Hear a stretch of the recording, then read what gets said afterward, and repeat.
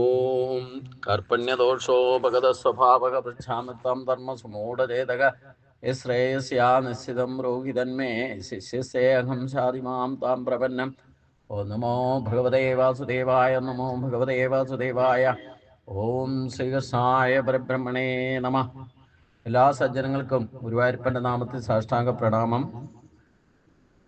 ഭഗവത്ഗീതയിൽ എസൻസ് എന്നറിയപ്പെടുന്ന പുരുഷോത്തമ യോഗമാണ് നമ്മൾ 15 ശ്ലോകം വരെ കഴിഞ്ഞ ദിവസം കണ്ടതാണ്. ഇനി 5 ശ്ലോകം കൂടെ ഉള്ളൂ. അതോടുകൂടി ഈ അധ്യായം തന്നെ സമ്പൂർണ്ണമാക്കും. അപ്പോൾ ഇതിൽ നമ്മൾ കണ്ടു, സർവസ്യജാഘം ഹൃദി സന്നിവിഷ്ടോ മത്തസ്മൃതിജ്ഞാനമാബോഹനം ച വേദൈശ സർവേ രഖമേവ വേദോ വേദാന്തകൃദേവ വിദേവ ചാഹം. ഭഗവാൻ തന്നെയാണ് എല്ലാ ജീവപ്രാണികളുടെയും ഹൃദയസ്ഥാനത്ത് സ്ഥിതി ചെയ്തുകൊണ്ട് നമുക്ക് ഓർമ്മയും അറിവും മറവിയും തരുന്നത് ഭഗവാൻ തന്നെയാണ്. അതുകൊണ്ട് വേദങ്ങളിൽ അറിയപ്പെടുന്നവനും വേദാന്തവും വേദാന്ത കർത്താവും വേദജ്ഞനും ഞാൻ തന്നെയാണ് എന്ന് ഭഗവാൻ പറയുന്നു. ഭഗവാൻ തന്നെയാണ് എല്ലാം അറിവിൻ്റെയും ആ യജമാനൻ, ഇല്ലെങ്കിൽ സർവജ്ഞൻ. വേദം എന്ന് പറഞ്ഞാൽ തന്നെ ദേവം, തിരിച്ചിട്ടാ ദേവം എന്ന് വരും. വേദം എന്നുള്ള വാക്കിന്റെ അർത്ഥം എന്താ? അറിവെന്ന് തന്നെയാണ് അർത്ഥം. ഒരു കാര്യം അറിയും എന്ന് പറയണമെങ്കിലും അറിയില്ല എന്ന് പറയണമെങ്കിലും അറിവ് വേണം. അത് വെറുതെ ഭൗതികമായിട്ടുള്ള അറിവല്ല നമുക്ക് വേണ്ടത്. ആത്മീയമായ അറിവോടുകൂടി ഭൗതികമായ അറിവിനെ ആശ്രയിച്ച് ജീവിക്കണം. നമ്മളിപ്പോൾ ഈ കണ്ടുപിടിക്കുന്നതും ടെക്നോളജിയും എല്ലാം അറിവ് തന്നെയാണ്. അത് ഭൗതികമാണ്. പക്ഷെ അതൊക്കെ എങ്ങനെ എത്രയൊക്കെ കണ്ടുപിടിച്ച് എന്തൊക്കെ പുതിയതുണ്ടാക്കിയാലും അതൊക്കെ ഇന്നലെ നാളെ നശിച്ചു പോകുന്നതാണ്. ഡിസ്പോസിബിൾ ആണെന്ന് പറയാം. ഇന്നെല്ലാം ഡിസ്പോസിബിളാണ്. നമ്മുടെ ശരീരമടക്കം ഡിസ്പോസിബിളാണ്. അപ്പം അത് തിരിച്ചു കിട്ടാൻ ഭഗവാൻ തിരിച്ചു തരുന്നുണ്ടല്ലോ. വീണ്ടും പഴയതെടുത്തിട്ട് പുതിയത് തരുന്നുണ്ട്. ഇതേ ടെക്നോളജി തന്നെ പണ്ട് നമ്മൾ ഫോർവേഡ് ചെയ്യുന്നത്, സാധനങ്ങൾ അങ്ങോട്ടും ഇങ്ങോട്ടും ട്രാൻസ്ഫർ ചെയ്തിരുന്നത്. ഈ പൈസയൊക്കെ ഉണ്ടായപ്പോഴാണ് ഇപ്പൊ പൈസയും വേണ്ട, ഗൂഗിൾ പേ മൊബൈൽ കയ്യിലുണ്ടെങ്കിൽ നമുക്ക് ട്രാൻസ്ഫർ ചെയ്താൽ മതി. നമുക്ക് ഉദ്ദേശിക്കുന്ന സാധനം അപ്പം കിട്ടും, എടുത്തുകൊണ്ട് പോരാം. എന്തൊക്കെ സൗകര്യങ്ങളാണ്! ഇതൊക്കെ അറിവാണ്. പക്ഷെ അത് ഭൗതികമാണ്. അതിൽ വീഴ്ചകളുണ്ട്, അതിൽ തളർച്ചകളുണ്ട്, അതിൽ ദുഃഖത്തിന് കാരണമാവും. അതാണ് പ്രേയസ് എന്നറിയപ്പെടുന്നതാണ്. അത് ഭൗതികമായ അറിവ്. ഇവിടെ ഭഗവാൻ ഉദ്ദേശിക്കുന്ന അറിവ് എന്ന് പറയുന്നത് ജീവാത്മാവിനകത്ത് നമ്മളിപ്പോൾ ഏതെങ്കിലും തരത്തിലുള്ള ആഹാരം കഴിച്ചാൽ, ഏത് തരത്തിലുള്ള ആഹാരം കഴിച്ചാലും ഇവിടെ ജഡരാഗ്നി അതിനെ ദഹിപ്പിച്ച് സംശീകരിച്ച് അതിൽ ആവശ്യമുള്ള എസൻസ് മാത്രം, പ്രോട്ടീൻസ് നമ്മുടെ ശരീരത്തിന് ആവശ്യമുള്ളത് സ്വീകരിച്ചിട്ട് ബാക്കി പുറന്തള്ളും. ഇതേ പ്രോസസ്സ് തന്നെയാണ് നമ്മൾ അറിവ് നേടുന്നതും. ഭൗതിക ജ്ഞാനമായിക്കോട്ടെ ആത്മീയ ജ്ഞാനമായിക്കോട്ടെ, ഏത് തരത്തിലുള്ള അറിവും ഗ്രാഫിംഗ് പവറും കൊണ്ട് നമ്മൾ എന്ത് ചെയ്താലും അതിൽ നിന്നൊരു അനുഭവജ്ഞാനം കിട്ടും. പുസ്തകം നോക്കി പഠിച്ചാലും കുറേയൊക്കെ അറിവ് കിട്ടും. ആവർത്തന വിധേയമായിട്ട് പഠിച്ചാൽ അതിൻ്റെ അറിവ് കിട്ടും. ഒരു മന്ത്രം റിപ്പീറ്റായിട്ട് നിങ്ങൾ ചൊല്ലിയാൽ അത് ചൊല്ലാൻ പഠിക്കും. അത് വീണ്ടും റിപ്പീറ്റായിട്ട് മനനം ചെയ്യാൻ പഠിച്ചാൽ അതിൻ്റെ അർത്ഥം ദർശിക്കാൻ സാധിക്കും. ഇങ്ങനെ കഴിവുകളൊക്കെ നമ്മളിൽ നിന്ന് തന്നെ ഉണ്ടാകുന്നതാണ്. ആ കഴിവുകളെ ഏത് തരത്തിൽ നേടുന്ന അറിവിനെയും അകത്തൊരു പ്രോസസ്സ് നടക്കുന്നുണ്ട്. അതില് ആ ആത്മീയം, അതായത് ഈശ്വരീയമായ ആ ശക്തിയിലേക്ക് പ്രവേശിക്കേണ്ടതായിട്ടുള്ള എല്ലാത്തിലും ഈശ്വരന്റെ ശക്തിയുണ്ട്, ഏതറിവിലുമുണ്ട്. ആ അറിവിന്റെ എസൻസ് പ്രോസസ് ചെയ്ത് നമ്മുടെ ജീവാത്മാവിലേക്ക് റെക്കോർഡ് ചെയ്യുന്നുണ്ട്. വലിയൊരു പ്രോസസ്സിങ്ങാണ് നടക്കണേ. അത് ശേഖരിച്ചു വച്ചിരിക്കുന്ന ജീവാത്മാവില. അതിനെ അജ്ഞതയുടെ 3 കവചം കൊണ്ട് ഭേദിച്ച് അതിനെ കവചം ചെയ്തിരിക്കുന്നുണ്ട്. ഇതാണ് യഥാർത്ഥ അറിവ് നമ്മൾ സ്വീകരിക്കേണ്ടത്. ഈ 3 കവചത്തെ ഭേദിക്കുക. അന്ധകരണ ശുദ്ധി വന്നാൽ മാത്രമേ ഇത് പുറത്തേക്ക് പ്രകാശിക്കൂ. അന്ധകരണ ശുദ്ധിക്ക് എന്താ? തമസിന്റെയും രജസിന്റെയും സത്വത്തിന്റെയും ആയിരിക്കുന്ന 3 ആവരണങ്ങളുണ്ട്. ഈ ആവരണങ്ങളെ ഭേദിക്കണം. ഇതാണ് മായ എന്ന് പറയുന്നത്. ഇതിനെ ഭേദിച്ച് അകത്ത് ചെന്നാൽ അത് പ്രകാശിക്കും. അത് പ്രകാശിക്കുമ്പോഴാണ് യഥാർത്ഥ േഷാമേവാനുകമ്പാർത്ഥം. അതാണ് ജ്ഞാനചക്ഷുഷ എന്ന് പറയുന്നത്. അത് അനേക ജന്മങ്ങളിൽ നടക്കുന്ന പ്രോസസ്സിൽ ശേഖരിച്ചു വച്ചിരിക്കുന്ന അറിവാണ് ജീവാത്മാവിലിരിക്കുന്നത്. അതെല്ലാവരുടെയും ഖജനാവിലായിരിക്കുന്നത്. അവരവർക്ക് വേറെ ആർക്കും എടുത്ത് ഉപയോഗിക്കാൻ പറ്റില്ല. അവരവർക്ക് മാത്രമേ ഉള്ളൂ. എപ്പോൾ അന്ധകരണ ശുദ്ധി വരുന്നോ അത് തന്നെ പ്രകാശിക്കും. അത് നമുക്ക് ഉപയോഗിക്കാൻ സാധിക്കും. അതിനെയാണ് ആത്മസംരക്ഷണം, ജീവൻ മുക്തിയിലേക്ക് നമ്മളെ എത്തിക്കുന്നത്. ആ പ്രോസസ് അത് നമ്മൾ അനേക ജന്മങ്ങളിൽ അവരുടെ സ്വഭാവം കൊണ്ട് ശേഖരിക്കുന്ന ഭൗതികമായും ആത്മീയമായ അറിവ്, അതിൻ്റെ ഒരു ശേഖരണം, ഒരു ഭണ്ഡാരം തന്നെയുണ്ട് അതിനകത്ത്. അപ്പം അത് പുറത്തേക്ക് കൊണ്ടുവരണമെങ്കിൽ ഈ ജപതപാദികളായിരിക്കുന്ന സാധന കൊണ്ടേ സാധിക്കൂ. അതുകൊണ്ട് അതിനെ പറ്റിയാണ് ഇനി പറയുന്നത്. ദാമിമം പുരുഷോ ലോകേക്ഷര അക്ഷരേവച ക്ഷര സർവാണി ഭൂതാനി കൂടസ്ഥോ അക്ഷര ഉച്ചതേ. അതിൽ ശരീരം അടക്കം നമ്മൾ ആധ്യാത്മികമായിട്ടല്ലാത്ത ഭൗതികമായ ഏത് അറിവും ആ ശരീരമടക്കം ഭൗതികമാണ്, ആസുരി സമ്പത്താണ്, ഇത് നശിച്ചു പോകുന്നതാണ്. എന്തൊക്കെ നശിച്ചു പോകുന്നോ അതിനെ ക്ഷരം എന്ന് പറയുന്നു. എന്താണോ നശിക്കാത്തത് ജീവാത്മാവ് മാത്രമാണ്. ആ ശക്തി മാത്രം, ആ ചൈതന്യം മാത്രമാണ് നശിക്കാതെ നിൽക്കുന്നത്. അതിനെ അക്ഷരം എന്ന് പറയും. അതാണ് ലോകേ ക്ഷര ഏവച. ഈ ലോകം തന്നെ ക്ഷരമാണ്. നമ്മൾ ഈ പ്രത്യക്ഷത്തിൽ കാണുന്ന ലോകത്തെയാണല്ലോ നമ്മൾ ലോകം എന്ന് പറയുന്നത്. ആ ലോകം നശിക്കുന്നതാണ്. അതുകൊണ്ട് ലോകത്തിൽ ഈ കാണുന്നതെല്ലാം നശിക്കുന്നതാണ്. എന്നാൽ ആ ലോകത്തെ നയിക്കുന്നത് ഏതൊരു ചൈതന്യമാണോ അത് അക്ഷര ഏവച, അത് അക്ഷരനെന്നും, അത് ഈശ്വരൻ തന്നെയാണ് രണ്ട് ഭാവത്തിൽ പ്രകടമാകുന്നത്. നമ്മുടെ തന്നെ ശരീരത്തിലൂടെ നമ്മൾ ഈ ചൈതന്യത്തെ തിരിച്ചറിയണം. ഭഗവാന്റെ തന്നെ അപരാശക്തിയാണ് ക്ഷരമായിട്ടുള്ള ഈ ശരീരം നശിക്കുന്നതായിരിക്കുന്ന ശരീരവും ഭഗവാന്റെ വിഭൂതിയാണ്. നമുക്ക് കിട്ടിയിരിക്കുന്ന ശരീരം തന്നെ നമുക്ക് പുറത്തൊന്നും അന്വേഷിച്ചു പോകരുത്, അത് അബദ്ധമാണ്. ആദ്യം നമ്മൾ സാക്ഷാത്കരിക്കേണ്ട നമ്മുടെ ശരീരത്തിലുള്ള ശക്തിയാണ്. അപ്പൊ ഈ പ്രത്യക്ഷത്തിലുള്ള ഈ ശരീരം മൂലപ്രകൃതിയിൽ നിന്ന് എടുത്തിട്ടുള്ളതാണ്. അത് മറച്ചു വെച്ചിരിക്കുന്നത് മായ കൊണ്ടാണ്. അതിൽ ഈശ്വരന്റെ ആണ് ശക്തി എന്നുള്ളത്. അതുകൊണ്ട് അതിനെ അപര, എന്തുണ്ടായിട്ട് നശിക്കുന്നോ അപര ശക്തി, അതായത് തൽക്കാലത്തേക്ക് കിട്ടിയിരിക്കുന്നതാണ് അപര എന്ന് പറയുന്നത്. അതിന്റെ ഉടമസ്ഥാവകാശം ഭഗവാന് തന്നെ. അപ്പൊ നമ്മൾ ഈ ശരീരത്തിന്റെ പോലും സൂക്ഷിപ്പുകാരാണെന്നുള്ളത് എപ്പോഴും ബോധം ഉണ്ടായിരിക്കണം. ഞാനെന്നും എൻ്റെ എന്നും പറയുന്ന ഈ ശരീരം ക്ഷതം കൂടാതെ കാത്ത് സംരക്ഷിച്ച് സൂക്ഷിക്കുക എന്നുള്ളതാണ് നമുക്ക് ചെയ്യാവുന്ന ഒരേ ഒരു കാര്യം. അതിനാണ് കർമ്മങ്ങൾ, അനുഷ്ഠാനങ്ങൾ ചെയ്യേണ്ടത്. അപ്പൊ അതിൽ നശിക്കാതിരിക്കുന്നത് എന്തോ അത് അക്ഷര ഏവത, അതാണ് അക്ഷരം എന്നറിയപ്പെടുന്നത്. അക്ഷരം എന്ന് പറഞ്ഞാൽ ക്ഷരം ഇല്ലാത്തത് എന്തോ അത് അക്ഷരം.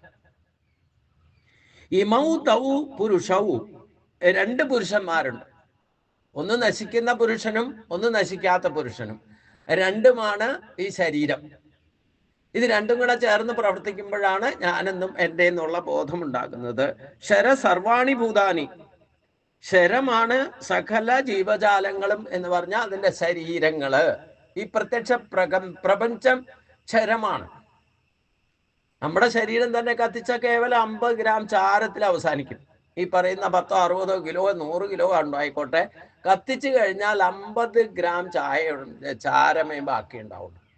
ക്ഷരം എന്ന് പറഞ്ഞാൽ തന്നെ ചാരം എന്നും അർത്ഥം.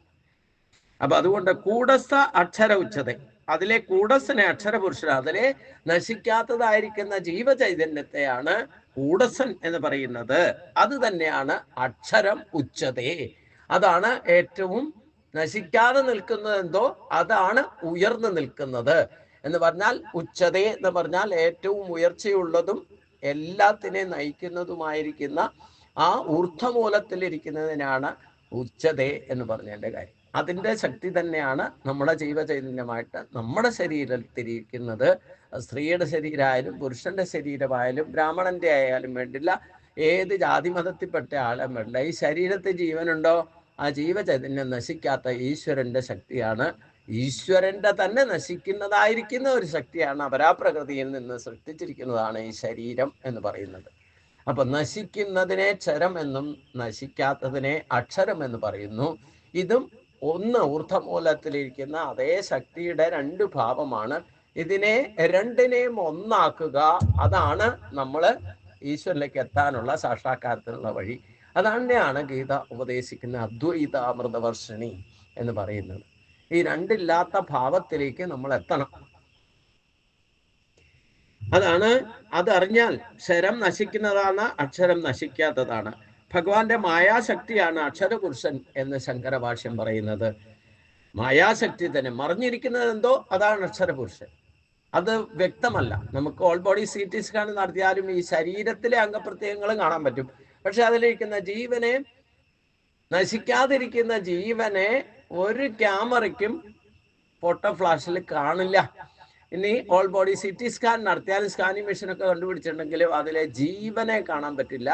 ജീവന്റെ ശക്തി കൊണ്ട് നാഡീഞരമ്പുകളിൽ സ്പന്ദനമൊക്കെ തിരിച്ചറിയാൻ സാധിക്കും. പക്ഷേ ആ എന്താണ് സ്പന്ദിപ്പിക്കുന്നത് അത് കാണാൻ പറ്റില്ല. എന്നാൽ അത് നശിക്കാത്തതാണ്. നമുക്കിപ്പം ഇവിടെ വരുന്ന ഇലക്ട്രിസിറ്റി ഈ മൈക്കിനെ പ്രവർത്തിക്കുന്നതും ട്യൂബിനെ കത്തിക്കുന്നതും ലൈറ്റിനെ കത്തിക്കുന്നതും എന്തൊക്കെ വർക്ക് ചെയ്യുന്നുണ്ടോ, ഈ ഇലക്ട്രിസിറ്റിയെ നമുക്ക് ഡയറക്റ്റ് അതിൻ്റെ ഫേസ് നമുക്ക് ക്യാമറയിൽ കാണാൻ പറ്റും? ഇല്ല. അത് തമ്മിൽ നെഗറ്റീവും പോസിറ്റീവും കൂടെ സ്പാർക്കിംഗ് ഉണ്ടായാൽ കാണാൻ പറ്റും. അതും യഥാർത്ഥ ഇലക്ട്രിസിറ്റി അല്ല കാണുന്നത്. അവിടെ അഗ്നി ജ്വലിക്കും. അപ്പൊ കാണുന്നു ഇത് നെഗറ്റീവും പോസിറ്റീവും കൂടെ ചേർന്നപ്പോൾ ഉണ്ടായ സ്പാർക്കിംഗ് ആണെന്നേ മനസ്സിലാക്കാൻ പറ്റും. അവിടെ ഒരു സ്ഫോടനം വരെ ഉണ്ടാവും. നമ്മളാണ് രണ്ടുപേരും കൂടെ കൂട്ടിപ്പിടിക്കണേ, നമ്മളെ എടുത്ത് അടിക്കും. ചിലപ്പോൾ കത്തിപ്പോവുകയും ചെയ്യും. പവർ കൂടുതലുണ്ടെങ്കിൽ കത്തിപ്പോവുകയും ചെയ്യും. അപ്പം എന്നാലും ഇലക്ട്രിസിറ്റിയെ നമുക്ക് ട്രേസ് ഔട്ട് ചെയ്യാൻ പറ്റില്ല. അത് വന്നു കഴിയുമ്പോൾ ബൾബ് കത്തുമ്പോൾ അറിയാം അവിടെ കറണ്ട് ഉണ്ടെന്ന് മനസ്സിലാവും. ഇതേ സിസ്റ്റം തന്നെയാണ് നമ്മുടെ ഈശ്വരനും ചെയ്തു വെച്ചിരിക്കുന്നത്. നെഗറ്റീവാണ് നമ്മുടെ ശരീരം, പോസിറ്റീവാണ് പുരുഷൻ എന്ന് പറയുന്നത്. ഇത് രണ്ടും തുല്യ നിലയിൽ യോജിക്കുമ്പോൾ അതിന് ജീവചൈതന്യ ഭാവം പ്രകടമാകുന്നു, ജീവാത്മാവായിട്ട് പ്രകടമാകുന്നു. അങ്ങനെയാണ് ശരീരത്തെ പ്രവർത്തിപ്പിക്കുന്നത് എന്നർത്ഥം. അപ്പൊ ഈശ്വരൻ എന്ന് പറയുന്നത് ഒരു വ്യക്തിയല്ല, ഒരു ശരീരമല്ല, ഒരു ശക്തിയാണ്. അതിനെയാണ് ഉപാസിക്കേണ്ടത്. അതാണ് ക്ലേശകരം. അതുകൊണ്ട് ഉത്തമ പുരുഷൻ ഈ രണ്ടിനെയും നിയന്ത്രിക്കുന്നതായ ഏതൊരു ശക്തിയാണോ അതിനെയാണ് ഇനി പറയുന്നത്. ഉത്തമ പുരുഷസന്യ പരമാത്മാ ഉദാഹൃതക യോ ലോകത്രയം അവശ്യ വിവർത്തിയം അവ്യമീശ്വര തു എന്നാൽ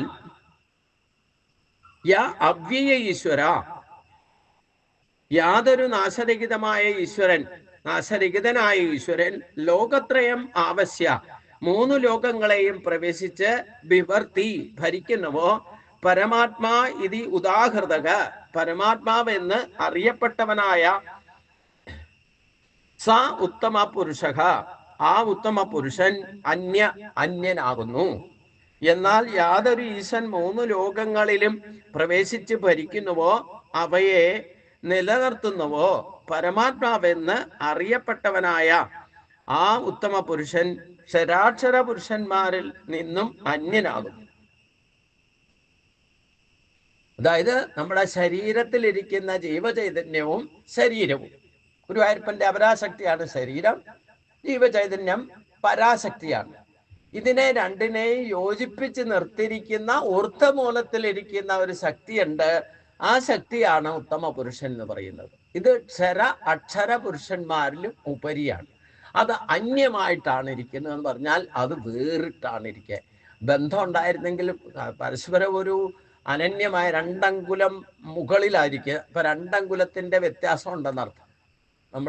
ഇപ്പം ഞാൻ പറഞ്ഞിട്ടുണ്ട്, ഗായത്രി ഈ പ്രണവ മന്ത്രം ഉപാസിക്കുമ്പോൾ 4 മാത്രയിൽ ഉപാസിച്ചാൽ ഇല്ലെങ്കിൽ 108 പ്രണവം ജപിച്ചാൽ നമ്മുടെ ശരീരം 96 അങ്കുലമാണ്.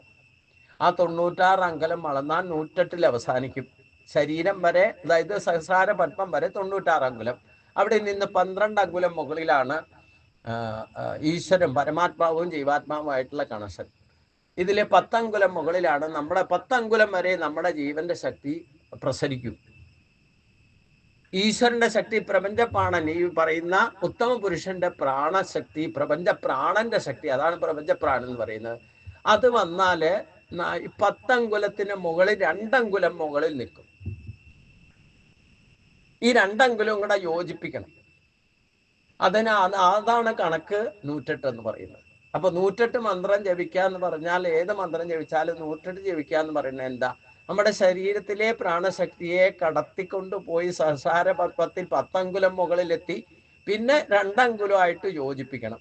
ഇത് ഒരു ദിവസത്തെ സാധനം കൊണ്ടൊന്നും സാധിക്കില്ല. നിരന്തരമായിട്ട് ജപിക്കുമ്പോൾ ഈ പ്രാണശക്തി സഹസ്രാര പത്മം വരെ ആക്ടിവേറ്റ് ചെയ്ത് അത് പ്രസരണത്തിലൂടെ തന്നെ 10 അങ്കുലം മുകളിലെത്തി 2 അങ്കുലമായിട്ട് യോജിക്കുന്ന എപ്പോഴോ ദേശാമേവാനുകമ്പാർത്ഥം മഹമ്മജ്ഞാനം, ആ പ്രാണശക്തി, പ്രപഞ്ച പ്രാണന്റെ ശക്തി നമ്മുടെ ഉള്ളിൽ പ്രവേശിക്കും. അവിടെയാണ് അന്തർയാമിയാകുക, അന്ധകരണമായിട്ട്. അവിടെ അന്ധകരണ ശുദ്ധി എപ്പോൾ വരുന്നോ അപ്പോഴേ അത് ഉള്ളിലേക്ക് പ്രവേശിക്കും. ഇതാണ് ശരിക്കും കണക്ഷൻ. നമ്മള് ഈ പ്രണവ മന്ത്രത്തിന്റെ ആ സിമ്പല് കണ്ടിട്ടില്ലേ? സഹസ്രനാമത്തിൽ ഈ സംസ്കൃതത്തിൽ എഴുതുമ്പം അത് 3 എന്നുള്ള ചിഹ്നം എഴുതിയിട്ട് അതിന് ഒരു ഓമിന്റെ രൂപത്തിൽ വാലെന്നുള്ള നിലയിൽ താലയും അതിന്റെ മുകളിൽ ഒരു ചന്ദ്രക്കലയും ചന്ദ്രക്കലയുടെ മുകളിൽ ഒരു ബിന്ദുവും കാണുന്നുണ്ട്. ഇതാണ് പ്രപഞ്ച പ്രാണനും നമ്മുടെ ശരീരത്തിന് ചുറ്റും എവരി പ്രാണി, എല്ലാ പ്രാണികളുടെയും ചുറ്റും ഈ പ്രണവ മന്ത്രത്തിന്റെ ഒരു ലെയർ നമ്മുടെ ജീവാത്മാവായിട്ട് നിൽക്കുന്നുണ്ട്. അത് പ്രപഞ്ച പ്രാണനാണ് ചന്ദ്രക്കലയുടെ മുകളിൽ ഒരു ബിന്ദു രൂപത്തിൽ നിൽക്കുക, ഊർധ്വമൂലത്തിൽ നിൽക്കുന്നതിന്റെ സിമ്പലായിട്ട് കാണിക്കുക. എപ്പോൾ സഹസ്രാര പത്മം ഈ 10 അങ്കുലം മുകളിലെത്തി അത് ആക്ടിവേറ്റ്, നമ്മുടെ ജീവ ചൈതന്യം ആക്ടിവേറ്റ് ചെയ്ത് അതിന്റെ പ്രസരണത്തിലൂടെ 10 അങ്കുലം മുകളിലെത്തിയാൽ അതിന് ആ 2 അങ്കുലമായിട്ട് എപ്പോൾ ബന്ധം ഉണ്ടാകുന്നോ ഈ ചന്ദ്രക്കലയ്ക്ക് മുകളിലുള്ള ആ ബിന്ദു രൂപത്തിൽ നിൽക്കുന്ന പ്രപഞ്ച പ്രാണന്റെ ശക്തി നമ്മുടെ സഹസ്രാര പത്മം വഴി അകത്തേക്ക് ഒഴുകും. അമൃതധാര എന്നൊക്കെ പറയാ ഇത് യോഗയിലൊക്കെ. അത് അകത്തേക്ക് വന്നാല് പിന്നെ നമ്മളിൽ നിന്ന് പ്രസരണം ഉണ്ടാവും. പ്രസരണം ഉണ്ടാവുമ്പം അത് ആര് അതിൻ്റെ അടുത്ത് വന്നിട്ട് കൈ കിട്ടും, 2 കൈയും കൂട്ടി സ്വീകരിക്കുന്നുവോ അവർക്ക് പകർന്നു കൊടുക്കാൻ വേണ്ടിയിട്ടാണ് ഈ ഓവുകല്ലിൻ്റെ രൂപത്തിൽ, ഓവിൻ്റെ രൂപത്തിൽ ഒരു ചിഹ്നം 3 എന്ന അടയാളം പ്രണവ മന്ത്രത്തിൻ്റെ സിമ്പലിൽ താഴേക്ക് കാണിച്ചിരിക്കുന്നത്. അപ്പം നമ്മളിൽ അറിവ് കിട്ടിയാൽ അത് മറ്റുള്ളവർക്ക് പകർന്നു കൊടുക്കുക എന്നുള്ള ലക്ഷ്യത്തിലാണ് എന്ത് കിട്ടിയാലും പകർന്നു കൊടുക്കുക, ആ ഒരു ഉദ്ദേശത്തിലാണ്. അപ്പം നമ്മുടെ ശരീരത്തിന് ചുറ്റും ഈ ഒരു പ്രാണന്റെ ഈ സിമ്പൽ രൂപത്തിലുള്ള ഒരു ശക്തി എല്ലാ ജീവപ്രാണികളുടെയും ചുറ്റുമുണ്ട്, അദൃശ്യമായിട്ട് ഈശ്വരന്റെ ഒരു കവചം. അത് ജീവാത്മാവ് ആയിട്ട് ബന്ധപ്പെട്ടാണ് നിൽക്കുന്നത്.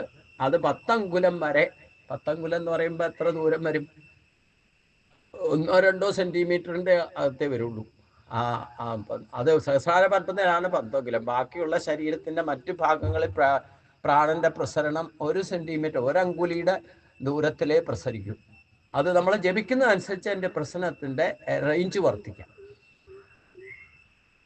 അപ്പൊ നമ്മൾ ജപിക്കുന്ന മന്ത്രങ്ങളാണ് ഈ വായു തുറന്നിരിക്കുന്ന 3 എന്ന് എഴുതിയേക്കുന്നതിന്റെ 2 ഭാഗം തുറന്നായിരിക്കണം. മുകളിൽ നിന്നുള്ള ആ കവചവും താഴെ നിന്നുള്ള കവചവും തുറന്നിട്ട് ഇരിക്കുന്നുണ്ട്. അപ്പോൾ നമ്മൾ ജപിക്കുന്ന പ്രണവമന്ത്രം കൂട്ടി ജപിക്കുന്ന ആ എനർജി ഈ കവചത്തിനകത്തേക്ക് പോയാൽ അത് ബലൂൺ വികസിക്കുന്ന പോലെ വികസിക്കാൻ തുടങ്ങും. എളുപ്പമൊന്നും വികസിക്കില്ല. കുറേ കോടി ജപമൊക്കെ ജപതപാദികൾ ചെയ്യുന്നവർക്ക് അതിൻ്റെ പ്രസരണ ശക്തി വർദ്ധിക്കാൻ തുടങ്ങിക്കഴിഞ്ഞാൽ ഇതിൻ്റെ റേഞ്ച് വർദ്ധിക്കും. അപ്പോഴാണ് ഇത് 1 അങ്കുലം ദൂരെ നിൽക്കുന്ന പ്രണവത്തിന്റെ കവചം നമ്മൾ അത് വികസിപ്പിക്കാൻ തുടങ്ങിയാൽ അതും 10 അങ്കുലം വരെയൊക്കെ വികസിക്കും. അപ്പോഴത്തേനും സഹസ്രാര പത്മം പ്രപഞ്ച പ്രാണനുമായിട്ട് അത് പ്രാണശക്തി കണക്ഷൻ കിട്ടിയിട്ടുണ്ടാവും. ഇതിനെയാണ് ഉത്തമ പുരുഷൻ, അതായത് മുകളിൽ നിന്ന് വരുന്ന ആ ശക്തിയാണ് ഊർധ്വമൂലത്തിൽ ബിന്ദു രൂപത്തിലിരിക്കുന്ന ശക്തിയുടെ പ്രസരണം നമ്മുടെ സഹസ്രാര പത്മം വഴി അകത്തേക്ക് കയറുമ്പോഴാണ് നമുക്ക് യഥാർത്ഥത്തിൽ ജ്ഞാനമാകുന്ന ചക്ഷുഷ് തുറക്കുക, 6th സെൻസ് ഓപ്പണിംഗ് ആവുക.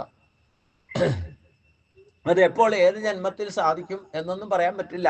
കർമ്മത്തിന്റെ ഗതി ഗഹനമാണ്. നിങ്ങൾ ചെയ്യുന്ന അനുഷ്ഠാനത്തിനെ ഡിപ്പെൻഡ് ചെയ്തിരിക്കും. അത് എത്ര നമ്മളെ ഈ ഒരു മാർഗ ലക്ഷ്യം വെച്ചുകൊണ്ട് അനുഷ്ഠാനങ്ങൾ ചെയ്താൽ ഒരു ജന്മം കൊണ്ട് പൂർത്തീകരിക്കണം എന്ന് നിർബന്ധമൊന്നുമില്ല. നമ്മൾ ഇതിനിടയ്ക്ക് മായപ്പെട്ടിട്ട് ചിലപ്പോൾ ഇതെല്ലാം വിട്ടിട്ട് പോകും. അതൊക്കെ ഭഗവാൻ അറിയാം. അപ്പം ഇത് ആധ്യാത്മിക മാർഗത്തിൽ പ്രവർത്തിക്കുന്ന ഈ ജപതപാദികൾ വിട്ടുപോയവർ പിന്നെയും വരും. ചിലപ്പോൾ അടുത്ത ജന്മത്തിലായിരിക്കും വരിക, വന്നോട്ടെ. എന്നാലും പിന്നെയും ഈ നമ്മൾ എത്രമാത്രം എത്തി നിൽക്കുന്നോ അതിൻ്റെ ബാക്കിയാണ് നമ്മളെ അപ്ഗ്രേഡേഷൻ കിട്ടുക. ഇത് ആധ്യാത്മികം മാത്രമേ ഉള്ളൂ ഇങ്ങനെയുള്ള അപ്ഗ്രേഡേഷൻ. അപ്പം അത് ഊർധ്വമൂലത്തിലേക്കുള്ള കണക്ഷനിലേക്ക് നമ്മളെ എത്തിക്കും. അതാണ് 3 ലോകങ്ങളിലും യാതൊരീശൻ 3 ലോകങ്ങളിലും പ്രവേശിച്ച് നമ്മെ ഭരിക്കുന്നുവോ അവയെ നിലനിർത്തുന്നുവോ പരമാത്മാവെന്നറിയപ്പെട്ടവനായിരിക്കുന്ന ആ ഉത്തമ പുരുഷൻ ശരാക്ഷര പുരുഷന്മാരിൽ നിന്ന് അന്യമാണ്. അതാണ് എല്ലാ ജീവജാലങ്ങളിലും ഭഗവാൻ ജീവാത്മാവായിട്ട് ഇരിക്കുന്നുണ്ടെന്ന് പറഞ്ഞു. പക്ഷേ നമുക്ക് പരമാത്മാവുമായിട്ട് കണക്ഷൻ കിട്ടാതിരിക്കാൻ ഇത് ജീവാത്മാവും നമ്മുടെ ശരീരവുമായിട്ട് അന്യമായിട്ടാണ് ഇതിന്റെ കൺട്രോളിങ് നടക്കുന്നത്. അതായത് ഊർധ്വമൂലത്തില് എന്നർത്ഥം. ബ്രഹ്മലോകത്തിനും മുകളിലാണ്. ബ്രഹ്മലോകം വരെ ഈ ഉത്തമ പുരുഷന്റെ കൺട്രോളിലാണ്. അതുകൊണ്ട് ബ്രഹ്മലോകം വരെ പുനരാവർത്തനത്തിന് വിധേയമാണെന്ന് പറയുന്നത് അതുകൊണ്ടാണ്. അതിന് മുകളിലേക്ക് എത്തുന്നവർക്ക് മാത്രമേ വീണ്ടും ജനിക്കേണ്ടി വരികയില്ലാത്തുള്ളൂ. അപ്പൊ അതുകൊണ്ട് നമുക്ക് എപ്പോഴും കണക്ഷൻ കിട്ടേണ്ടത് അവിടെ അമൂർത്തമൂലത്തിലിരിക്കുന്ന പരമാത്മാവുമായിട്ടാണ്. അതിനാണ് ഇവിടെ അത് വകതിരിച്ച് പറഞ്ഞു തരികയാണ്. നമ്മുടെ ശരീരം എന്ന് പറയുന്നത് നശിക്കുന്നതാണ്, അത് അക്ഷരപുരുഷനാണ്, അല്ല ക്ഷരപുരുഷനാണ്. നശിക്കുന്നതായ ശരീരത്തെ ജീവാത്മാവായിട്ട് ജീവനായിട്ടിരിക്കുന്നതും ഭഗവാന്റെ പരാശക്തി തന്നെയാണ്. പക്ഷെ ഈ ക്ഷരാക്ഷര ഈ ശരീരത്തിന്റെ ജീവാത്മാവിന് ഉപരിയായിട്ട് ഇതിനെ നിയന്ത്രിക്കുന്ന ഒരു ശക്തി അന്യമായിട്ട് എന്ന് പറഞ്ഞാൽ നമ്മുടെയൊക്കെ റേഞ്ചിന് പുറത്ത് ആണ് സെൻട്രൽ പവറായിട്ട്. അതാണ് ഊർധമൂലം മതശാഖം അശ്വത്ഥം പ്രാഗുരമവ്യം ചന്ദാസ്യ പർണാനിയസ്തം വേദസ്സ വേദവിദ് എന്ന് പറഞ്ഞത്. അതാണ് നമ്മൾ പൊതുവേ എല്ലാവരും മുകളിലേക്ക് നോക്കിയിട്ട് എൻ്റെ ഈശ്വര എന്ന് പറയുമല്ലോ, അല്ലേ? ദൈവമേ വിളിക്കുന്ന മുകളിലേക്ക് നോക്കിയിട്ടില്ല പറയാ. ആ മുകളിൽ എവിടെയാ ഇരിക്കണേ? അത് ബ്രഹ്മലോകത്തിന് മുകളിലാ, ബഹിരാകാശത്തിന് മുകളിലാ. അതിന്റെ അണ്ടറിലാണ് അനേക കോടി ബ്രഹ്മാണ്ട ജനനി. നമ്മൾ ഇതുവരെ കണ്ടുപിടിച്ചിട്ടില്ല എന്നേ ഉള്ളൂ. ഇതേപോലെ തന്നെ വേറെ ഭൂമിയും സൂര്യനും ഒക്കെ അനേക കോടി ബ്രഹ്മാണ്ട ജനനിയായിട്ട് ഈ പ്രപഞ്ചം മുഴുവൻ വ്യാപിച്ചു നിൽക്കുന്നുണ്ട്. നമ്മൾ കണ്ടുപിടിക്കാത്തതുകൊണ്ട് നമ്മൾ അറിയുന്നില്ല എന്നുള്ളൂ. ചിലതൊക്കെ നമ്മൾ കണ്ടുപിടിക്കുന്നു, അപ്പൊ കണ്ടുപിടിച്ചു എന്ന് പറയും. ഇല്ലാത്തത് ഒരിക്കലും കണ്ടുപിടിക്കാൻ സാധ്യമല്ലല്ലോ. ഈ പ്രപഞ്ചത്തിൽ ഇല്ലാത്ത ഒരു സംഗതി, ഒരു പ്ലാനറ്റിനെ നമ്മൾ കണ്ടുപിടിച്ചു എന്ന് പറയുമ്പം ഇല്ലാത്തതല്ല കണ്ടുപിടിക്കുന്നത്. അപ്പൊ നമ്മുടെ ശരീരത്തിലുള്ള ചില അവയവങ്ങളൊക്കെ ഇല്ല, ഓരോന്നിനെയും കണ്ടുപിടിച്ച് അതിനെയൊക്കെ മാറ്റിവെക്കാനൊക്കെ പഠിച്ചിട്ടുണ്ടല്ലോ, ഇല്ലേ? അതൊക്കെ ഇല്ലാത്തതല്ലല്ലോ, ഉള്ളതല്ലേ ഈ കണ്ടുപിടിച്ചിട്ട് അതിനെ ആൾട്ടർനേറ്റീവ് ഭൗതികമായ ജീവനെ മാറ്റിവെക്കാൻ പറ്റുമോ? ശരീരത്തിലുള്ള അംഗപ്രത്യംഗങ്ങള് കണ്ണും ഇല്ലെങ്കിൽ എന്താ കിഡ്നിയോ ഹൃദയം വരെ മാറ്റിവെക്കാൻ, ഇപ്പൊ തല വരെ മാറ്റിവെക്കാൻ ശ്രമം നടന്നുകൊണ്ടിരിക്കുന്നുണ്ട്. അത് മാറ്റിവെച്ചാലും വേണ്ടില്ല. എന്നാ പിന്നെ എളുപ്പമല്ലേ ജീവനെ മാറ്റിവെക്കാൻ സാധിക്കുക? അത് ഭഗവാൻ മാത്രമേ സാധിക്കൂ. നമ്മുടെ ഈ നശിക്കുന്ന ശരീരം നശിച്ചു കഴിഞ്ഞാൽ പുതിയ ശരീരം ഭഗവാൻ മുഴുവൻ സ്ട്രക്ചറും പുതിയത് നൽകും. ജാതസ്യ ധ്രുവോ മൃത്യു ധ്രുവം ജന്മമതസ്യ തസ്മാദ പരിഹാരാർത്ഥേ നത്വം ശോചിത വർഹസി എന്ന് പറഞ്ഞല്ലോ, അല്ലേ? ജനിച്ചാൽ മരിക്കും, മരിച്ചാ ജനിക്കും. ഇതിനൊരു പരിഹാരമില്ല. ഒരു ജ്യോത്സ്യനെയും ഒരു ഡോക്ടറെയും പോയി കണ്ടിട്ട് കാര്യമൊന്നുമില്ല. നിങ്ങൾ ജനിച്ചോ ഒരു ദിവസം മരിക്കും, മരിച്ചോ വീണ്ടും ജനിക്കും. ഇതിനൊരു പരിഹാരമില്ല. ഇതില്ലാത്ത സംഗതിയല്ല. നമുക്കതേപ്പറ്റി അറിയാൻ മേലാത്തതുകൊണ്ട് പുനർജന്മൊന്നും ഇല്ല എന്നൊക്കെ വാദിക്കുന്നവരൊക്കെ ഉണ്ട്. എന്നാൽ ഗീത ഉറപ്പിച്ചു പറയുന്നു, ജനിച്ചവൻ മരിക്കും, മരിച്ചാൽ ജനിക്കും. ഇതിന് ഒരു ഡോക്ടറെയോ ജ്യോത്സ്യനെയോ കണ്ടാലും പരിഹാരമില്ല എന്ന് പറഞ്ഞു. പിന്നെ മരിക്കാതിരിക്കാനും ഭഗവാൻ പറഞ്ഞിട്ടുണ്ട്. എന്ത് മരിച്ചാലും ജനിക്കാതിരിക്കാൻ എന്ത് ചെയ്യണമെന്ന് പറഞ്ഞിട്ടുണ്ട്. ജന്മകർമ്മജമേ ദിവ്യം ഏവം വ്യോമേതി തത്വതാദേഹം പുനജന്മനൈതി മാമേതി സ്വർജന എന്ന് ഈസി ആയിട്ട് പറഞ്ഞല്ലോ, ഇല്ലേ? എന്റെ ജന്മവും കർമ്മവും ശരിക്കും പഠിക്കൂ, എന്നാൽ നിങ്ങൾക്ക് പുനർജന്മം ഉണ്ടാവില്ല. ഭഗവാന്റെ ജന്മവും 125 വയസ്സ് വരെ ജീവിച്ചിരുന്ന ശ്രീകൃഷ്ണന്റെ ജന്മവും കർമ്മവും താത്വികമായിട്ട് പഠിക്കുന്നവന് അത് പകുതി പഠിച്ചു കഴിയുമ്പോഴത്തേനും അവന്റെ ജന്മവും കർമ്മവും അവന് മനസ്സിലാവും. അവൻ അത് പൂർത്തീകരിച്ചിട്ട് പിന്നെ ജന്മമില്ലാത്ത വഴിക്ക് പൊക്കോളും. അത് ഭഗവാൻ അറിയാം. അപ്പൊ അതുകൊണ്ട് ഈ ഉത്തമ പുരുഷനിലേക്കാണ് നമുക്ക് എത്തേണ്ടത്. പക്ഷെ അത് അന്യമായിട്ട് നിൽക്കുന്നു. അത് അന്യമാകാതെ നമ്മളിലേക്ക് എത്തണമെങ്കിൽ വീണ്ടും അതിനു വേണ്ടിയിട്ട് ഭഗവാൻ പറഞ്ഞ അനന്യാ ചിന്തയുന്തോ മറ്റു ചിന്തകളൊക്കെ ഉപേക്ഷിച്ചിട്ട് ആ ഊർധമൂലത്തിരിക്കുന്ന ശക്തിയെ മാത്രം ചിന്തിച്ചുകൊണ്ട് ആര് നിത്യയുക്തമായിട്ട് ഉപാസിക്കുന്നോ യോഗക്ഷേമം മഹാമ്യഹം. പിന്നെ ഭൗതിക ജീവിതം പോലും പ്രാരാബ്ധമാകാതെ കൊണ്ടു നടക്കുന്നതിനായി യോഗക്ഷേമം എന്ന് പറയുന്നത്. നിങ്ങൾക്ക് യോഗമുള്ളതൊക്കെ കിട്ടും, യോഗമുള്ളത് അനുഭവിച്ചോളൂ, സുഖമായിട്ട് അനായാസന ജീവിതം നയിച്ചോളൂ. ഇത് ശരീരം ത്യജിക്കുന്ന സമയത്ത് ഭഗവാനിലേക്ക് എത്താൻ സാധിക്കും. അതാണ് ഏറ്റവും വലിയ യോഗക്ഷേമം. അതുകൊണ്ട് ഉപാധിഭേദത്താൽ വേറെയാകുന്നു എന്ന് പറഞ്ഞത് എന്തുകൊണ്ടാണ്? ഉപാധിഭേദത്താൽ അക്ഷര പുരുഷന്മാരെന്ന് വ്യവഹരിക്കപ്പെടുന്നവരിൽ നിന്ന് അന്യമാണ് പരമാത്മാവായിരിക്കുന്ന പുരുഷോത്തമൻ എന്ന് പറയുന്നുവെങ്കിലും ആ പരമാത്മാവ് സർവ അന്തർയാമിയെ വർത്തിക്കുന്നു എന്ന് 15ാമത്തെ ശ്ലോകത്തിൽ പറഞ്ഞിട്ടുണ്ട്. ലോകത്രയം ആവശ്യ വിവർത്ത വിഭർത്തി എന്ന വാക്കുകളിൽ വ്യക്തമാക്കപ്പെട്ടിരിക്കുന്നു.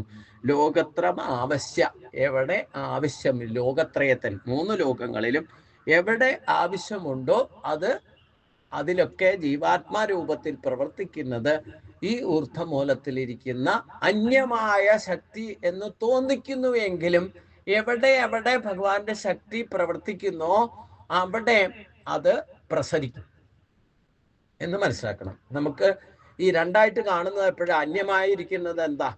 നമുക്കെപ്പോഴും രണ്ടായിട്ട് ദ്വന്ദ്ഭാവത്തിൽ കാണുന്നവർക്ക് ഒരിക്കലും ഇത് തിരിച്ചറിയാൻ പറ്റില്ല. അവർക്കാണ് അന്യമായിട്ട് തോന്നുക. എന്നാൽ സാക്ഷാത് അദ്വൈതാമൃത വർഷണി എന്നുള്ള അവസ്ഥയിലേക്ക് രണ്ടും ഒന്നാണെന്നുള്ള ഭാവത്തിലേക്ക് എത്തിയ പരമാത്മാവും ജീവാത്മാവും ഒന്നാണെന്ന് ഉറപ്പിച്ചുകൊണ്ട് ആര് ഉപാസിക്കുന്നോ അവർക്കൊരിക്കലും അന്യമാകില്ല. അതാണ് ഇവിടെ പറയുന്നത്. ലോകത്രയം ആവശ്യ വിവർത്തിതം. എവിടെയാണോ പൂർണ്ണമായിട്ട് വർത്തിക്കേണ്ടത് അവിടെ വർത്തിക്കുന്ന അർത്ഥം. അന്യമാണെങ്കിൽ തന്നെ. അന്യം ആർക്കാ? സാക്ഷാത്കാരം കിട്ടാത്തവർക്ക് അന്യം. ആകാശത്തെ പോലെ ആകാശത്തോട് അടുക്കും തോറും ആകാശം അകന്നു പോകുന്നതായിട്ട് തോന്നും. ആകാശത്തിന്റെ പിന്നിലേക്ക് വരുമ്പോൾ ആകാശം നമ്മളോട് അടുക്കുന്ന പോലെ. ഇതെന്തുകൊണ്ടാ? നമ്മൾ ഈ പോക്കും വരവായിട്ടിരിക്കുമ്പോഴാണ് അന്യമായിട്ട് തോന്നുക. നമ്മൾ ശരിക്കും ആകാശത്തിലാണ് ഇരിക്കുന്നത്. ആകാശത്തിന്റെ കവചമായി രൂപയുടെ നമ്മളും അതിലൊരംശമായിട്ട് ഒരു പ്രാണിയായിട്ട് ഇവിടെ ഇരിക്കുന്നു എന്ന് നമ്മളും ആകാശത്തിന്റെ ഉള്ളിലാ. ഈ ഭൂമിയും ആകാശത്തിന്റെ ഉള്ളിലാ. പിന്നെ ആകാശത്തെ പിന്നെ എന്തിനു തേടി നടക്കുന്നു? തേടുന്നവർക്കാണ് അന്യമായിട്ട് തോന്നുക.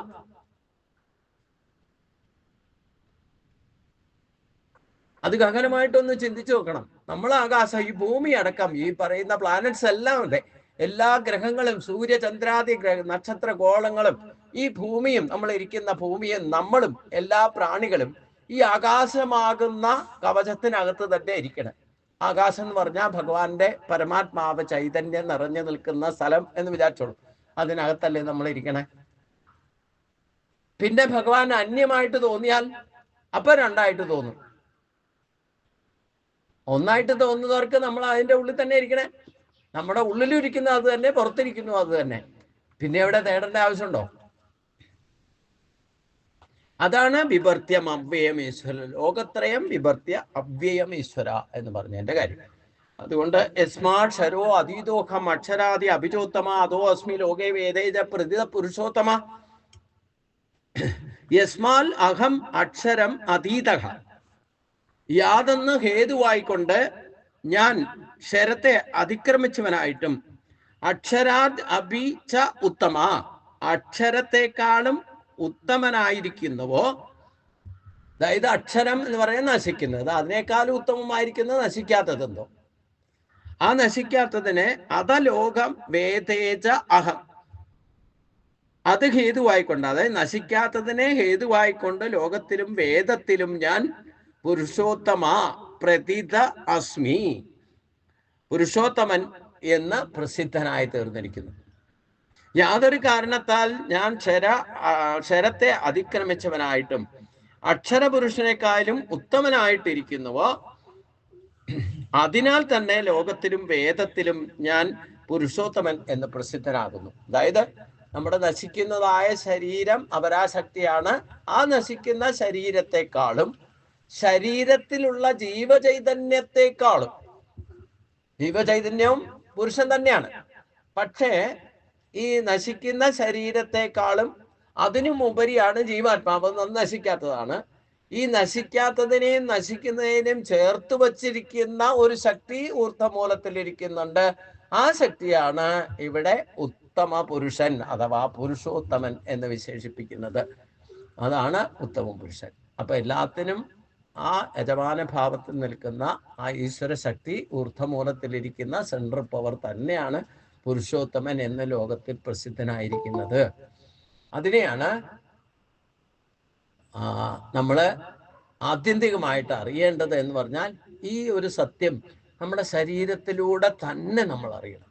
ഈ നശിക്കുന്ന ശരീരം, ഈ ശരീരത്ത് നശിക്കാതെ നിൽക്കുന്ന ജീവചൈതന്യം, ഇതിന് രണ്ടിനും മുകളിൽ നമ്മളെ കൺട്രോൾ ചെയ്യുന്ന ഒരു ശക്തി, അതാണ് പരമാത്മാവ്. അതാണ് ഊർധ്വമൂലത്തിലിരിക്കുന്നത്. അതാണ് ലോകത്തിൽ പ്രസിദ്ധമായിരിക്കുന്ന ഈശ്വരൻ എന്ന നാമത്താൽ അറിയപ്പെടുന്നത്. അത് അള്ളാഹു എന്ന് വിളിച്ചാലും യേശുക്രിസ്തു എന്ന് വിളിച്ചാലും കർത്താവ് എന്ന് വിളിച്ചാലും ഏത് ഗുരുനാനക് എന്ന് വിളിച്ചാലും ബുദ്ധൻ എന്ന് വിളിച്ചാലും അയ്യപ്പൻ എന്ന് വിളിച്ചാലും അതെല്ലാം ആ ഭഗവാന്റെ ആ ഊർധ്വമൂലത്തിലിരിക്കുന്ന പുരുഷോത്തമന്റെ പര്യായ പദങ്ങളാണ്. ഇതേ നാമം തന്നെയാണ് നമ്മൾ 1000 നാമങ്ങൾ ഉച്ചരിക്കുന്നതും ആ ഭഗവാന്റെ സഹസ്രനാമം തന്നെയാണെന്നർത്ഥം. അത് മനസ്സിലാക്കണം എന്നർത്ഥം. അതുകൊണ്ട് എന്ത് വേണം? യോ മാമേവ സമ്മൂഢ ജാനാതി പുരുഷോത്തമം സർവവിദ് ഭജതി മാം സർവഭാവേന ഭാരത. യോ മാമേവ സമ്മൂഢ ജാനാതി പുരുഷോത്തമം സർവവിദ് ഭജതി മാം സർവഭാവേന ഭാരത. അതുകൊണ്ട് ഈ സത്യത്തെ മനസ്സിലാക്കിക്കൊണ്ട് ഹേ ഭാരത, അല്ലയോ ഭാരത വംശജനായിരിക്കുന്ന അർജുന, ഞാൻ പറഞ്ഞിട്ടുണ്ട്, ഭാരതം എന്ന് പറയുന്നത് ആ നാമം തന്നെ ഉണ്ടിരിക്കുന്ന കേവലം ഭാരത രാജാവ് അല്ലെ ഭരതൻ എന്ന് പേരുള്ള ഒരാള് രാജ്യം ഭരിച്ചുകൊണ്ട് മാത്രമൊന്നുമല്ല. ഈ പ്രാപഞ്ചികമായ ഇപ്പൊ ക്ഷരാക്ഷര പുരുഷങ്ങളെ നയിക്കുന്നതിനെ കീപ്പപ്പ് സഹയജ്ഞ ഭാവനയോടെ അതിനെ കീപ്പപ്പ് പരിപാലിക്കുന്നതിന് പ്രാപഞ്ചികമായ ഒരു ഭാവരാഗ താളങ്ങളിലൂടെയാണ് അത് ചിട്ടപ്പെടുത്തിയിരിക്കുന്നത്. ആ ഭാവരാഗം, അതായത് ആ ഭാവം വരുന്നത് ഋഗ്വേദത്തിൽ നിന്നും, രാഗം വരുന്നത് യജുർവേദത്തിൽ നിന്നും, സാമവേദം വരുന്നത് അതിൻ്റെ താളം വരുന്നത് സംഗീതാത്മകമായിട്ടുള്ള ഒരു ലെയർ തരംഗമായിട്ട് വരുന്നത് അത് സാമവേദത്തിൽ അധിഷ്ഠിതമാണ്. ഇത് മൂന്നും കൂടെ ചേരുന്നതിനെയാണ് ഭാരതം എന്ന് പറയുന്നത്. അതുകൊണ്ടാണ് ഇവിടെ അർജുനെ ഭാരത വംശജനായിരിക്കുന്ന അർജുന എന്നെടുത്തു പറയാൻ കാരണം. ഇപ്പൊ ഭാരതം എന്ന് പറയുന്നത് ഒരു വ്യക്തിക്ക് പതിച്ച പേരല്ല. എന്നാ വ്യക്തികൾക്ക് ഇടാം. അത് സംസ്കാരം ട്രഡീഷൻ അറിയുന്നവരൊക്കെ പലരും ഭരതൻ എന്നൊക്കെ പേരിട്ടിട്ടുണ്ട്. ഭരത മഹർഷിയുണ്ട് അല്ലേ, ജഡഭരതൻ എന്നറിയപ്പെടുന്നുണ്ട് ആത്മീയ മാർഗത്തിൽ. രാമായണത്തിലെ ഭരതൻ ആരാ?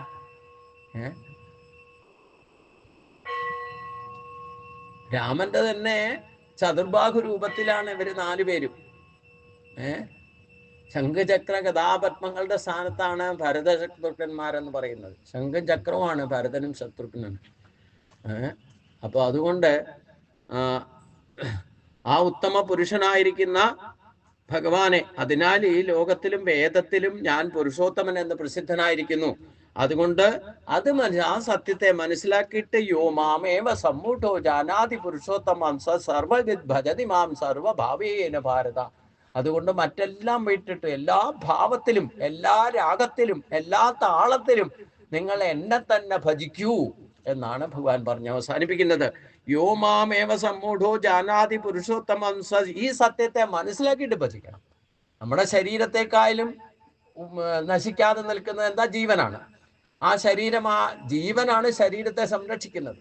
ആ സത്യം മനസ്സിലാക്കാം. നശിക്കുന്ന ശരീരത്തെ നശിക്കാതെ നിലനിർത്തുന്നത് നമ്മുടെ ശരീരത്തിൽ തന്നെ നിൽക്കുന്ന ജീവചൈതന്യമാണെന്നും ആ നശിക്കുന്ന ശരീരത്തെയും നശിക്കാത്ത ശരീരത്തെയും ആ ശക്തിയെയും സൂക്ഷിച്ച് കൈകാര്യം ചെയ്യുന്നത് മുകളിലിരിക്കുന്ന ഊർധ്വമൂലത്തിലിരിക്കുന്ന പരമാത്മാവാണ്. അത് തന്നെയാണ് ഉത്തമ പുരുഷൻ, പുരുഷോത്തമൻ എന്നറിയപ്പെടുന്നത്.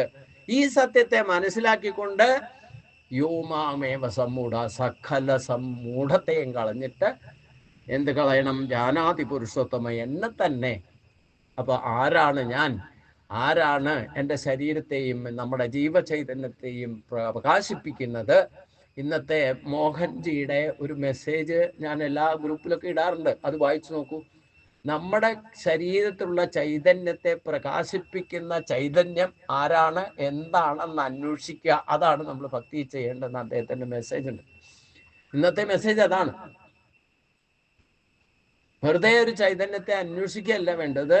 നമ്മളിലുള്ള ചൈതന്യത്തെ ആരാണ്, നമ്മുടെ ശരീരത്തിലെ എല്ലാവിധ ഭാവരാഗ താളങ്ങളും ചേർന്നിട്ടുള്ള ആ പ്രവർത്തനങ്ങളെ നിയന്ത്രിക്കുന്നത് ആരാണെന്ന് അന്വേഷിച്ചാൽ ആ ചൈതന്യമാണ് ഈശ്വരൻ. ആ സത്യത്തെ മനസ്സിലാക്കിക്കൊണ്ട് വേണം ഭജിക്കാൻ. അപ്പോഴേ നമ്മുടെ മൂഢത്വമൊക്കെ പോയി മാറിയുള്ളൂ. മൂഢത്തെ എപ്പോ പോകുന്നോ അപ്പോഴേ ഈ സത്യം ഗ്രഹിക്കൂ, പിന്നെ ഒരിക്കലും അതിൽ നിന്ന് അന്യമാകില്ല. യോ മാമേവ സമ്മൂഢോ ജാനാതി പുരുഷോത്തമം സർവവിദ് ഭജതി മാം സർവഭാവേന, എല്ലാ ഭാവത്തിലും. നമ്മളിൽ ഭാവരാഗ താളങ്ങളാണ് സത്വരജ തമോ ഗുണങ്ങളായിട്ട് പ്രകടമാകുന്നത്.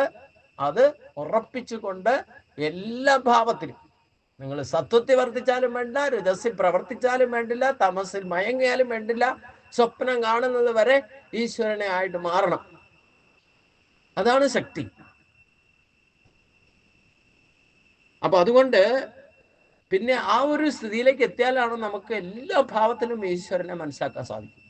പിന്നെ നമ്മളിൽ പ്രകടമാകുന്ന ഭാവങ്ങൾ പോലും ഈശ്വരീയമാണെന്ന് മനസ്സിലാക്കും. സ്വഭാവൻ ഭാരത, അല്ലയോ ഭാരത വംശനായിരിക്കുന്ന അർജുന, യാ അസമ്മൂഢ, യാതൊരുവൻ വ്യാമോഹരഹിതനായിട്ടിരിക്കുന്നതിന്, സമ്മൂഢൻ എന്ന് പറഞ്ഞാൽ എന്താ? ഈ പ്രപഞ്ചിക വസ്തുക്കളിൽ ഭ്രമിച്ചിരിക്കുന്നവനെയാണ് സമ്മൂഢൻ എന്ന് പറയുന്നത്. അസമ്മൂഢൻ എന്ന് പറഞ്ഞാലോ? അസമ്മൂഢൻ എന്ന് പറഞ്ഞാൽ ഈ മൂഢത്തം കംപ്ലീറ്റ് പോയവൻ, അതായത് വ്യാമോഹരാഹിത്യം, വ്യർത്ഥമായ മോഹങ്ങളിൽ ഇല്ലാത്തവനെയാണ് അസമ്മൂഢൻ എന്ന് പറയുക.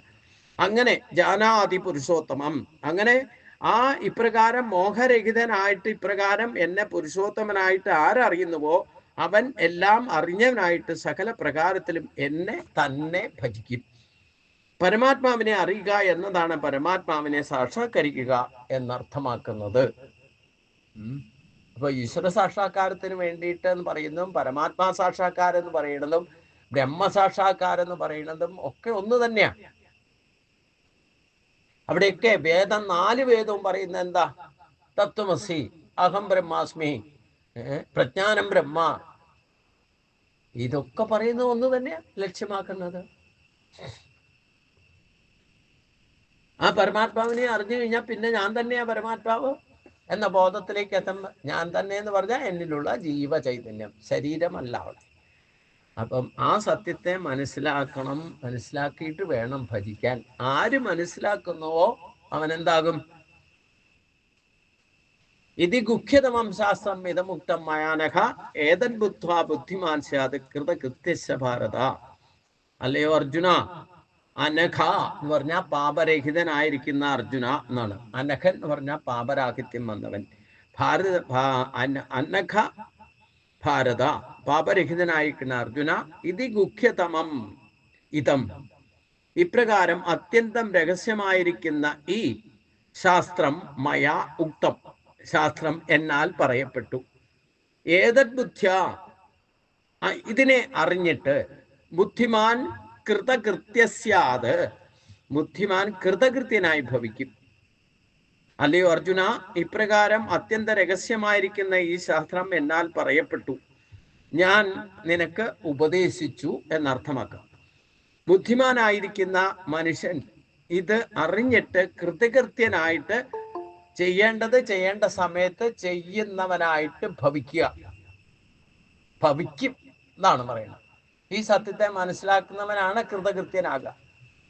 ഒരു കാര്യത്തിലും വീഴ്ച വരുത്താതെ കൃത്യമായിട്ട് ഈ പ്രപഞ്ചത്തിന്റെ ചലനം എങ്ങനെയാണോ അതേപോലെ നമ്മളും ചലിക്കാൻ തുടങ്ങും.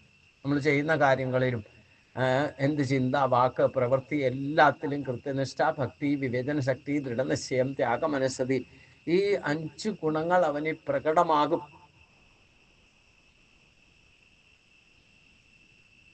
ഇവിടെ ശാസ്ത്രം ഉദ്ദേശിക്കുന്ന ഗീതാശാസ്ത്രം. അപ്പം ഇതുവരെ പറഞ്ഞ 15 അധ്യായത്തിലൂടെ ഭഗവാൻ ശാസ്ത്രത്തിന്റെ ശാസന വ്യവസ്ഥിതി പറഞ്ഞു കഴിഞ്ഞു.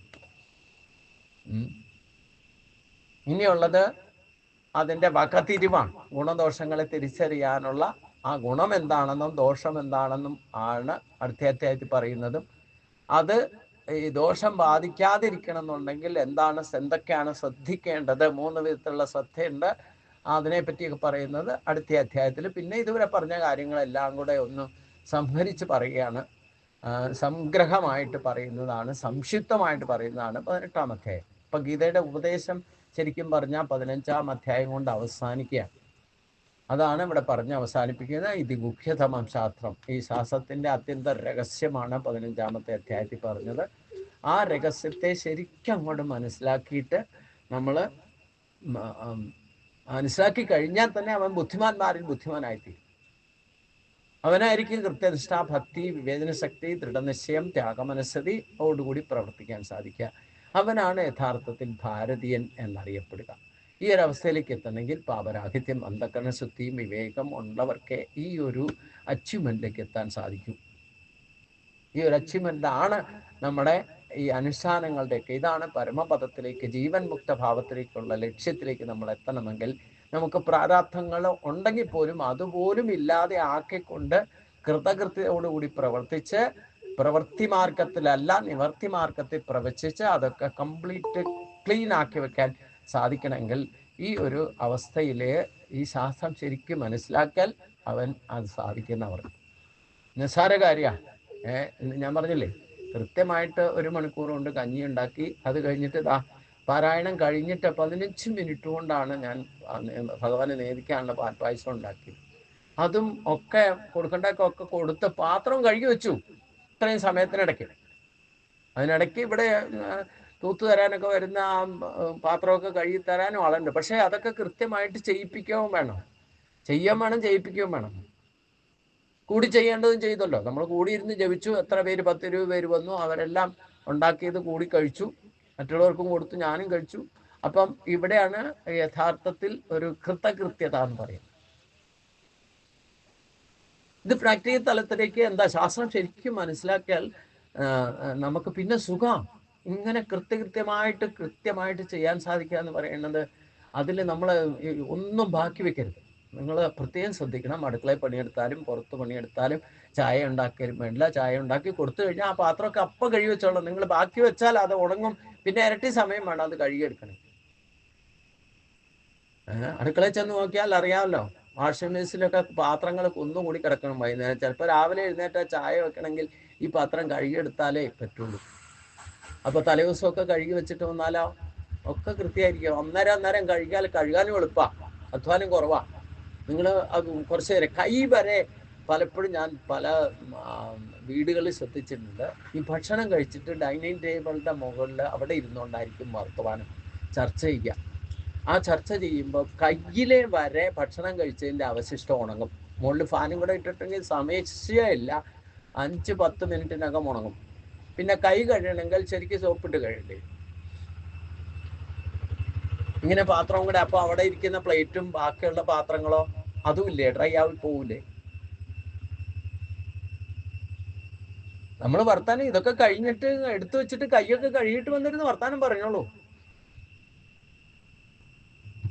ഇങ്ങനെ ഓരോ ചുവട് വയ്ക്കുമ്പോഴും കൃതകൃത്യത കൊണ്ടുവരണം. ഈ ശാസ്ത്രം ശരിക്കും പഠിച്ചാൽ അതാണ് അതിൻ്റെ ഗുണം. പിന്നെ ചിലപ്പോഴൊക്കെ ബാക്കിയുള്ളവരെ ഡിസ്റ്റർബ് ചെയ്യണ്ടെന്ന് വെച്ചിട്ടുണ്ട് എല്ലാവരുടെയും കൂടെ കൂടും. ഞാനിപ്പോൾ ചെല്ലുമ്പോൾ എവിടെയെങ്കിലും ചെന്നാൽ ഇതൊന്നും സ്ട്രിക്റ്റ് ആയിട്ട് ചെയ്യാം. പക്ഷെ എൻ്റെ കാര്യത്തിൽ ഞാനിവിടെ ഒറ്റയ്ക്ക് താമസിക്കുമ്പം എനിക്ക് സ്ട്രിക്റ്റായിട്ട് ഇതൊക്കെ ഫോളോ ചെയ്യുന്നുണ്ട്. ഒന്നും ബാക്കി വെക്കാറില്ല. ഒക്കെ കൃത്യമായിട്ട് ഒക്കെ പ്രവൃത്തി മാർഗത്തിലല്ല നിവൃത്തി മാർഗത്തിലേ പ്രവർത്തിക്കുക. നമ്മൾ പാത്രമൊക്കെ കഴുകാതെ ബാക്കി വെച്ച് കഴിഞ്ഞാൽ രാവിലെ എഴുന്നേറ്റാൽ അത് കണ്ടിന്യൂഷൻ വേണമെന്നുണ്ടെങ്കിൽ അത് കഴുകിയെടുക്കണം. ഇതാണ് പ്രവൃത്തി മാർഗം എന്ന് പറയുന്നത്. അപ്പോൾ അപ്പപ്പോൾ ചെയ്യുന്നത് അപ്പപ്പോൾ തീർക്കുക. ഒരു സാധനം എടുത്താൽ പോലും എടുത്തെടുത്ത് തന്നെ വയ്ക്കുക, ഇല്ലെങ്കിൽ അന്വേഷിച്ച് പോകേണ്ടി വരും. ഇങ്ങനെ കൃത്യനിഷ്ഠയിൽ ഭക്തിയിൽ കൃത്യനിഷ്ഠയും ഉണ്ടായാൽ പിന്നെ ഇതൊക്കെ ചെയ്യുന്ന എൻ്റെ ഗുണവും ദോഷവും തിരിച്ചറിയും. വിവേചന ശക്തി ഓട്ടോമാറ്റിക്കായിട്ട് വരും. അതിൻ്റെ സുഖം മനസ്സിലായി കഴിഞ്ഞാൽ പിന്നെ നിങ്ങൾ ദൃഢനിശ്ചയം ചെയ്യും. ദൃഢനിശ്ചയം ചെയ്താൽ ത്യാഗമനസ്സോടെ നടപ്പാക്കുകയും വേണം. ഇതാണ് ഇതിൻ്റെ ടെക്നിക്ക്. ഒന്നുമില്ല, അറിഞ്ഞു കഴിഞ്ഞാൽ സുഖം, അനായാസന ജീവിതം എന്ന് പറഞ്ഞാൽ സ്വയം ബുദ്ധിമുട്ടാതെ മറ്റൊരാളെ ബുദ്ധിമുട്ടിക്കാതെ ജീവിക്കാൻ നമുക്ക് സാധിക്കും. അതിനുള്ള ബുദ്ധിയും കർമ്മേന്ദ്രിയങ്ങളും ഒക്കെ ഭഗവാൻ കൃത്യമായിട്ട് നമുക്ക് തന്നിട്ട്, നമ്മൾ വേണ്ട സമയത്ത് വേണ്ട പോലെ ഉപയോഗിക്കാത്തതിൻ്റെ എല്ലാ വീഴ്ചകളും നമുക്ക് വന്നുകൊണ്ടിരിക്കുന്നുണ്ട്. അത് നമ്മളെ അനുജന്മങ്ങളിലേക്ക് വരെ എത്തിക്കുന്നു. അതാണ് കൃത്യനിഷ്ഠ ഇല്ലാത്തതിൻ്റെ ഏറ്റവും. അപ്പോൾ ജന്മങ്ങൾക്കും കൃത്യനിഷ്ഠ ഇല്ലാതെ വരും. എത്ര ജന്മം എടുത്താലാ ഇനി ഭഗവാനിലേക്ക് എത്താമെന്ന് പറയാൻ പറ്റില്ലാതെ വരും. അതേസമയം നമുക്ക് ഈ ജന്മം കൊണ്ട് തന്നെ തീരുമാനിക്കാം നമുക്ക് ഇനി ജന്മം ഉണ്ടാവുമോ ഇല്ലയോ എന്നുള്ളത്. നമ്മൾ കൃത്യമായിട്ട് ഒന്നും ബാക്കി വെക്കാതെ ചെയ്തിട്ടാ പോണെന്നിട്ട് പിന്നെ വരേണ്ടി വരില്ല. ഭഗവാനൊന്നും ബാക്കി ഇല്ലാത്തതുകൊണ്ടല്ലേ കൃത്യമായിട്ട് ചെയ്യേണ്ട കാര്യമൊക്കെ ചെയ്തിട്ട് ധാമത്തിലേക്ക് പോയത് അല്ലേ. ശ്രീരാമനും അതുപോലെ പ്രവർത്തിച്ചു കാണിച്ചു.